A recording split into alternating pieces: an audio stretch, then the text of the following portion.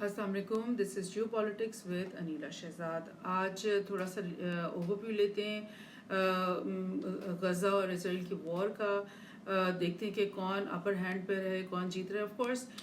Israel जो है उसका एक अपर हैंड हमें नज़र आता है बिकॉज एक दफ़ा जब उन्होंने ग्राउंड फोर्सेस अपनी निकाल ली थी, उसके बाद दोबारा से पिछले महीने उन्होंने अपनी ग्राउंड फोर्सेस दोबारा एंटर की और इस दफ़ा उन्होंने यानी साउथ की तरफ जो रफ़ा का इलाका है, जो कि रफ़ा बॉर्डर की तरफ, उस तरफ उन्होंने अपनी फोर्सेस एंटर की। और जैसे कि आपको पता है कि तमाम जो पूरे गज़ा के लोग जो हैं वो नकल मकानी करते करते, क्योंकि सबसे पहले नॉर्थ पे हमला हुआ था, फिर नॉर्थ से वो नीचे की तरफ हमला करते चले गए डिफरेंट शहरों पे, जो गज़ा स्ट्रिप के अंदर के शहर हैं उनके ऊपर। तो लोग जो हैं उनको लामहला नकल मकानी करके मतलब साउथ की तरफ मतलब जाना पड़ा, और नीचे आते आते आते इन दी एंड वो सब के सब रेफ्यूजीज़ हैं। यानी 22 लाख जो गाज़ा के लोग हैं उनमें से तकरीबन 20 लाख जो हैं वो इस वक्त रफ़ा के बॉर्डर के एरिया के करीब जो हैं वो टेंट्स के अंदर मौजूद हैं। और ये वो यहाँ पे आए भी जब थे तो तब भी इजराइल ने ही उनसे कहा था कि आप सब लोग जो है ना अपने घरों को छोड़ करके साउथ की तरफ चले जाओ, और क्योंकि ये नॉर्थ वाले सारे शहर जो हैं उनका हमने सफाया करना है। और उनका ये था कि मतलब हम हमास के जो है ना वो तमाम फाइटर्स को ख़त्म करेंगे, तो उसका पूरा जो इंफ्रास्ट्रक्चर है उसको ख़त्म करेंगे, और फिर जब ये हमास का सफाया हो जाएगा इस गज़ा के अंदर से, फिर हम इस तमाम आवाम को जो है ना वापस आने की इजाज़त देंगे। लेकिन रफ़ा में जब वो इकट्ठे हो गए तो फिर ये दोबारा से घुस आए इजरायली फौजी ट्रक टैंक्स के साथ और अपने बॉम्बिंग्स के साथ, ड्रोन्स के साथ, और उन्होंने रफ़ा के अंदर भी जो है ना पैदर पे डेली बेसिस पे बॉम्बिंग शुरू कर दी। ऑल्दो कि वो इतने बड़े स्केल पे नहीं थी, मतलब 2 लोग, 4 लोग, 12 लोग, इस तरह से वो यहाँ पे मारते रहे। कुछ बड़े हमले भी हुए लेकिन उस एक्सेस के नहीं हुए जैसे कि गज़ा सिटी और जो नॉर्थ के इलाकों में होते रहे, जिनमें वो तमाम के तमाम शहर ही जो हैं वो ज़मीन बोझ कर दिए गए। सो चंद ही हफ्ते के बाद उन्होंने ये किया कि वो जो रफ़ा के जो बॉर्डर लाइन है सिनाई डेजर्ट के साथ, जो इजिप्ट का इलाका है सिनाई डेजर्ट, उसके साथ जो पूरी बॉर्डर लाइन है उसकी पूरी के ऊपर जो है वो इसराइल ने कहा कि हमने मुकम्मल के ऊपर जो है ना वो कब्जा कर लिया। और अब जो इधर से जो बॉर्डर के जो गेट्स खुलते हैं जहाँ से एड आती है, उसके ऊपर भी मुकम्मल तौर पे इजरायली फौजियों का जो है ना वो कब्जा हो गया। उसके बाद आपने देखा कि जो पहले यही गेट्स, यही रास्ते जो हैं, ये इजिप्ट के जो गार्ड्स हैं, फौजी हैं, वो उसका गार्ड करते थे, वो उसको कंट्रोल करते थे। लेकिन अब इजरायली जो फौजी हैं उन्होंने आकर उसका जो है वो कंट्रोल संभाल लिए। तो इस वाक़ये के बाद जो है जो इजिप्शियन गार्ड्स और इनके बीच में भी फायरिंग का तबादला हुआ है और कुछ हलाकतें भी हुई हैं। यानी इजिप्ट के जो फौजी हैं वहाँ पर जो मौजूद थे उन्होंने नाराज़गी का और गुस्से का इजहार किया कि किसकी इजाज़त से आप लोग यहाँ पर आकर के कब्जा हो गए। लेकिन द थिंग इज़ कि वो इतनी मिलिट्री माइट के साथ वहाँ पे आते हैं, अपने टैंक्स की लाइनों के साथ आते हैं कि उनके साथ अगर मुकाबला करना है तो दैट मीन्स कि फुल फ्लैज आप वॉर कर रहे हो उनके साथ। तो लिहाजा बड़ा लिमिटेड रिएक्शन दिया है इजिप्ट के लोगों ने और उनकी मिलिट्री ने इस बात के ऊपर। बहरहाल जैसे कि मैं आपको बता रही हूँ कि नॉर्थ में दोबारा से गज़ा सिटी में भी ये एंटर हो गए हैं और भी लोकेलिटीज़ में ये लोग एंटर हो गए इजराइल अपने फौजियों के साथ, और इन्होंने एक दोबारा से भरपूर वॉर शुरू कर रखी है गज़ा सिटी के अंदर। और वहाँ पर जो वॉर शुरू हुई है तो उसमें जो हमास के फाइटर्स हैं उन्होंने दोबारा से रिटेलिएट किया। यानी ऐसा नहीं है कि गज़ा को जब आपने एक दफ़ा तहस नहस कर दिया तो वहाँ से हमास फाइटर्स ख़त्म हो गए, बल्कि इन लोगों के दोबारा एंटर होने के बाद उन्होंने उनकी तरफ से दोबारा से उतनी ही ज़्यादा रेजिस्टेंस सामने आ रही है। उसी तरह से वो हमले करें जैसे कि पहले वो बिल्डिंग्स के अंदर से छुप छुप के इनके टैंक्स को ख़त्म करते थे, इनके फौजियों को मारते थे। एग्जैक्टली वही काम अभी दोबारा भी हमास की तरफ से नॉर्थ गाजा में हो रहा है। और क्योंकि आप देख रहे हैं दूसरी तरफ नेतन्याहू और उनकी जो वॉर कैबिनेट है वो बिल्कुल भी नहीं इस बात के लिए रेडी दिखाई देते, और उन्होंने अपने मुंह से एक दफ़ा भी नहीं कहा कि हम सीज़ फायर पे या जो यूएस ने पीस के जो एक ड्राफ्ट बनाया उसके ऊपर हम रजामंद हो चुके हैं। ایک دفعہ بھی انہوں نے نہیں کہا، بلکہ وہ تو ان کا تو ہر بیان یہی ہوتا ہے کہ ہم حماس کو ختم کیے بغیر جو ہے نا وار کو ختم نہیں کریں گے، اور ہم ان کی ایک ایک جو بندے کو پکڑ کے جو ہے نا پہلے ختم کریں گے. سو اسرائیل جو ہے وہ بالکل بھی نہیں لگ رہا کہ وار کو ختم کرنے کے موڈ میں ہے، اور وہ سمجھتے ہیں کہ ان کے پاس اتنا فائر پاور ہے، اتنا ان کے پاس ایمونیشن ہے، اتنی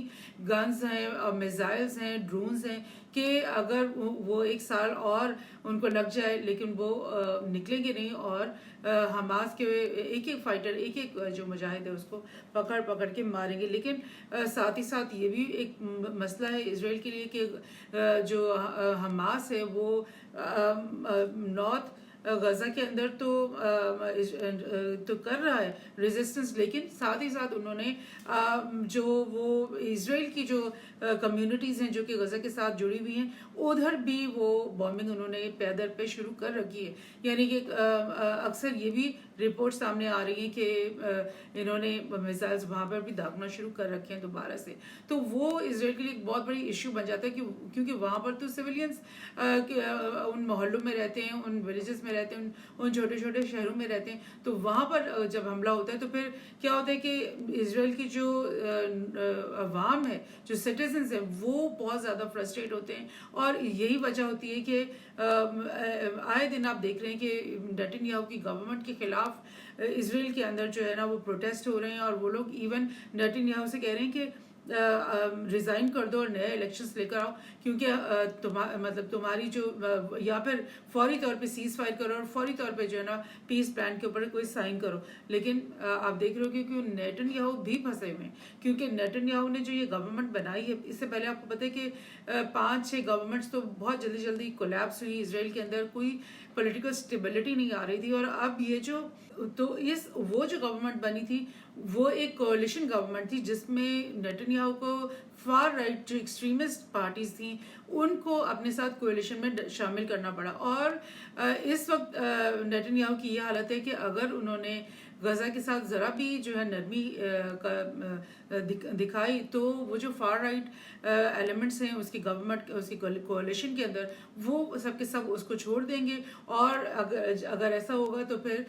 نیتن سے میں آپ کو بتاؤں کہ بینی گینٹس جو ایک پولیٹیکل لیڈر ہیں، ان کی اپنی بھی بہت بڑی پولیٹیکل پارٹی ہے، اور ان کی بھی کولیشن کے اندر وہ مطلب اسرائیل کی جو گورنمنٹ ہے اس کے ساتھ کولیشن میں وہ بھی ہیں. اور انہوں نے یہ بولا ہے شاید کل ہی کہ وہ وار کیبنٹ سے ریزائن کریں. یعنی یہ جنگ جیسے شروع ہوئی تھی تو نیتن یاہو نے ایک وار کیبنٹ بنائی تھی جس میں تمام پارٹیز کے چیدہ ممبرس تھے، اور ان کی ساری مشاورت سے جو ہے نا یہ وار کو جو ہے لڑا جا رہا تھا. تو بینی گانٹس نے کہا میں تو اس کیبنٹ میں سے نکل رہا ہوں، بیکاز اپیرنٹلی ایسا لگ رہا ہے کہ وہ اس وار سے بالکل خوش نہیں ہیں، اور وہ سمجھ رہے ہیں کہ وار سے نکلنا چاہیے، سیز فائر کی طرف آنا چاہیے. تو اب ان کے نکلنے کی وجہ سے، کیونکہ وہ ایک بہت بڑی پارٹی ہے، تو ایک بہت بڑا خلا بن جاتا ہے وار کیبنٹ میں. اور ساتھ ہی ساتھ نیتن یاہو نے کہہ دیا ہے کہ میں اس وار کیبنٹ کو ڈیزالو کر رہا ہوں، کیونکہ جب بینی گانٹس یہاں سے نکل گئے تو پھر باقی رہ کون گیا؟ باقی تو ہمارے بالکل قریبی الائز ہیں، تو وہ ان کے ساتھ میں 1 to 1 خود ہی کوآرڈینیشن کر لوں گا اور وار کیبنٹ جو ہے میں وہ ڈیزالو کر لوں گا. یہ بھی ایک مطلب ٹینشن دکھائی دے رہی ہے ان کی گورنمنٹ میں، یا اتنی مطلب ایک کمپلیکسٹی دکھائی دے رہی ہے کہ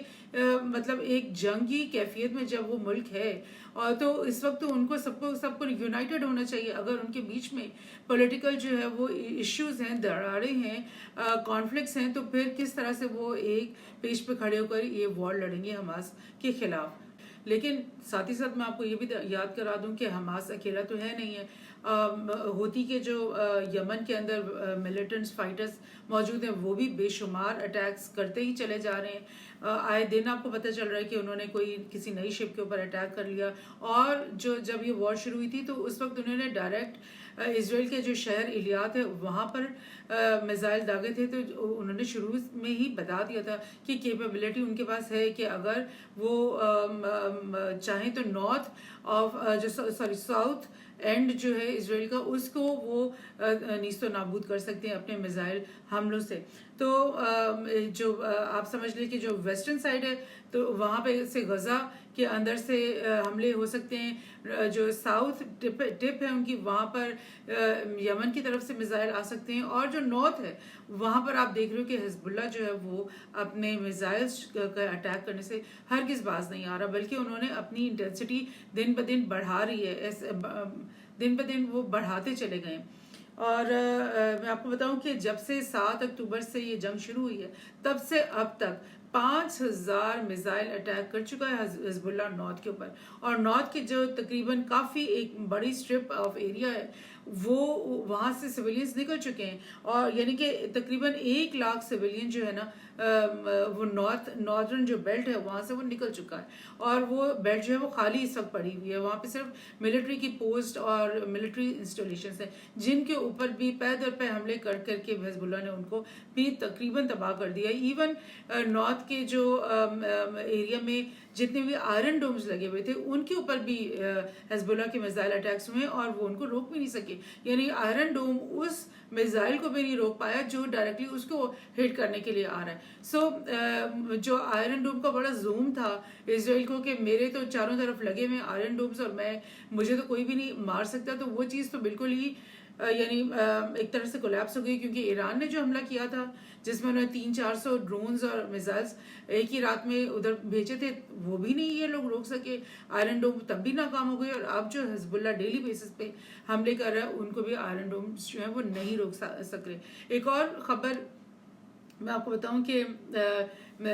حزب اللہ نے بھی انڈر گراؤنڈ ٹنلز بہت سارے بنا رکھے, جس طرح کہ حماس نے انڈر گراؤنڈ ٹنلز جو ہے غزہ میں بنائے ہوئے, اس طرح سے حزب اللہ نے بھی بہت سارے انڈر گراؤنڈ ٹنلز بنا رکھے ہیں, کیونکہ انہیں پتہ ہے کہ جب بھی کوئی جنگ کا سچویشن ہوتی ہے تو یہ جو اسرائیل کی طرف سے تو بے شمار ایریل بامبنگ ان کے اوپر شروع ہو جائے گی. لٹانی ریور سے نیچے جو ایریا ہے اس کو حماس کا ایریا حزب اللہ کا ایریا سمجھا جاتا ہے, اور وہاں پر انہوں نے ٹوٹل جو ہے نا کارپیٹ بامبنگ کر دینی ہے جیسی وہ جنگ کا اعلان کرتے ہیں لیبنان کے ساتھ. اور اسی لیے حزب اللہ نے بھی اپنے جو انڈر گراؤنڈ بنکرز اور ٹنلز بنا رکھے ہیں تاکہ ایسی صورتحال میں وہ فوری طور پہ وہاں سے چھپ جائیں. اور اگر اسرائیلی جو فوج ہے وہ اپنے ٹینکوں کے ساتھ یا اپنی گراؤنڈ فورسز کے ساتھ صدرن لیبنان کے اندر انٹر ہو جاتے ہیں تو پھر کیا ہوگا کہ اسی طرح سے ان ٹنلز میں سے جو نکل کے چپ کے وہ ان کے ٹینکس اور ان کے جو فوجی گاڑیاں ہیں اور ان کے سپاہیوں کے اوپر حملہ کریں گے, اور بالکل ویسی ہی ریزسٹنس شو کریں گے جیسے کہ حماس شو کر رہا ہے غزہ کے اندر. اور ایسا بھی ہو سکتا ہے کہ جب وہ تھوڑا سا اندر آ جائیں ان کی فورسز تو یہ اپنے ٹنلز میں سے نکل کے پیچھے سے ریئر سے جو ہے نا ان کے اوپر حملہ کریں, اور اس صورت میں وہ اس پوزیشن میں ہوگی کہ جو ٹینکس اور فوجی اندر گھسا ہیں ان کو بھی وہ سراؤنڈ کر لیں گے, اور پھر جو ناردرن اسرائیل ہے جو کہ اس وقت تقریباً خالی پڑا ہوگا اس کو بھی وہ مطلب کیپچر بھی کر سکیں گے. تو حزب اللہ کی جو موجودگی ہے صدرن لیبنان میں وہ اسرائیل کے لیے بہت بڑا خطرہ ثابت ہو سکتی ہے. وہ اس لیے کہ اس سے پہلے جو لیبنان وار ہوئی تھی اسرائیل اور لیبنان وار, اس میں تو انہوں نے لیبنان کی اینٹ سے اینٹ بجا دی تھی اور تمام جو بڑے شہر ہیں ان کو تباہ کر دیا تھا, اسپیشلی جو ان کا بیروت ہے کیپٹل سٹی بالکل تباہ کر دیا تھا. لیکن اب ایسا لگ رہا ہے کہ یہ جنگیں لڑ کے حزب اللہ کو اتنی پریکٹس ہو گئی ہے, اتنی وہ ٹرینڈ ہو گئے ہیں اور اتنا زیادہ ان کے پاس اس وقت جو ہے نا ویپن اکٹھا ہو چکا ہے, میزائلز اور جو آرٹلری اکٹھی ہو چکی ہے کہ اب وہ اس طرح سے خالی موقع نہیں دیں گے اسرائیل کو کہ وہ آئے اسرائیل اور سب کچھ بام کر کے لیبنان میں تباہ کر دے, بلکہ وہ بہت شدید ریزسٹنس دینے والے. یہی وجہ ہو سکتی ہے کہ اسرائیل جو ہے وہ بار بار تنبیہ اور تھریٹ کے باوجود لیبنان کے اوپر جو ہے وہ سٹرائک نہیں کر رہا اور ایک اوپن جو ہے وار ان کے ساتھ سٹارٹ نہیں کر رہا, کیونکہ اس کو پتہ ہے کہ وہاں پر حزب اللہ بہت اسٹرانگ ہو گیا ہے, اور اس کو پتہ ہے کہ حزب اللہ کی کو جو کمک ہے وہ سیریا سے آئے گی, عراق سے آئے گی, ایران سے آئے گی, یعنی پورا ایک راستہ جو ہے ان کے پاس ایران سے آنے کا جو ہے وہ کھلا ہوا ہے. تو لہٰذا یہ بڑا ہی ڈینجرس پریسیڈنس بن جائے گا جس میں اسرائیل اس وقت اپنے آپ کو نہیں سمجھ رہا کہ وہ پوزیشن میں, اسپیشلی جب سے یو ایس نے یو این کے اندر ریزولوشن 10 جون کو جو ریزولوشن یو ایس کی طرف سے پٹ ان ہوئی تھی یو این کے اندر, اور اس میں انہوں نے کہا تھا کہ 3 फेज़ का ये जो पीस ड्राफ्ट है ये हम पेश करते हैं, जिसमें पहला फेज़ आपको पता है वो था कि हम सीज़ फायर करेंगे, होस्टेजेस वापस करेंगे, फिर सेकेंड स्टेज में हम 2-4 महीने लगा कर आपस में पीस टॉक करेंगे कि कैसे मसले को हल करना है, और जब वो हो जाएगा तो फिर हम एक लंबा फेज़ शुरू करेंगे जिसमें गज़ा की रिकंस्ट्रक्शन होगी। तो जब से ये रेजोल्यूशन यूएस की तरफ से यूएन के अंदर पेश हुआ, तब से इजराइल का जो है ना वो ये ख्याल है कि ये लोग ज़रा हमारे ख़िलाफ़ हो गए हैं और हमारी भरपूर जो है मदद करने से पीछे हट रहे हैं, और हमें जो है वो पूरी सपोर्ट नहीं दे रहे हैं। और उनका ख्याल है कि जो बाइडन है वो कमज़ोर पड़ रहा है, और उसके ऊपर जो पॉलिटिकल प्रेशर है, बिकॉज सेकेंड इलेक्शन जीतने के लिए जो प्रेशर इस वक्त उसके ऊपर है, उसकी वजह से वो हमारी मदद करने से और हमारा साथ देने से इस वक्त वो पीछे हट रहा है। तो इस सिचुएशन में एक सेकंड फ्रंट खोल लेना और एक भरपूर war, full fledge war Lebanon के साथ शुरू कर देना, वो भी इनके लिए फीजिबल नहीं है। So let's see, hopefully Israel भी जो है वो एक मतलब सेंसिबिलिटी में आ जाए और उसको समझ में आ जाए कि यूएस जो है वो उसका साथ नहीं देगा, बल्कि अरब स्टेट्स जब उससे कह रहे हैं कि तुम इस जंग को ख़त्म करो, गज़ा और फ़लस्तीन की आज़ादी को मान लो, और तो तुम्हें भी हम बिल्कुल चैन से और पीसफुली रहने देंगे, हम तुम्हें कुछ नहीं कहेंगे, तुम एक अलग सॉवरन कंट्री बन के रहो, और गज़ा और फ़लस्तीन को जो है वेस्ट बैंक को एक सेपरेट कंट्री बन के और आज़ादी से रहने दो और अपनी सोवरेनिटी के साथ रहने दो, तो सबके लिए पीस हो जाएगा, सबके लिए प्रोग्रेस हो जाएगा, और जो है एक जिसको कहते हैं ना आर्मेगेडॉन, जिसको कहते हैं एक लास्ट बैटल जो सारी ह्यूमैनिटी को कंज्यूम करने वाली है, वो थोड़ा और डिले हो जाएगी, कुछ और साल, कुछ और दिहाइयाँ या कुछ और सदियाँ आगे चली जाएगी। सो लेट्स होप कि इंसानियत को कुछ रिस्पाइट मिले, और लेट्स होप कि ये इजराइल जो है वो एक पीस टॉक की तरफ आ जाए, ऐसा पीस टॉक और ऐसी रेजोल्यूशन जिसमें फ़लस्तीन की भी भलाई और बेहतरी हो, और जिसमें इजराइल की भी भलाई और बेहतरी मुज़मर हो। Thank you.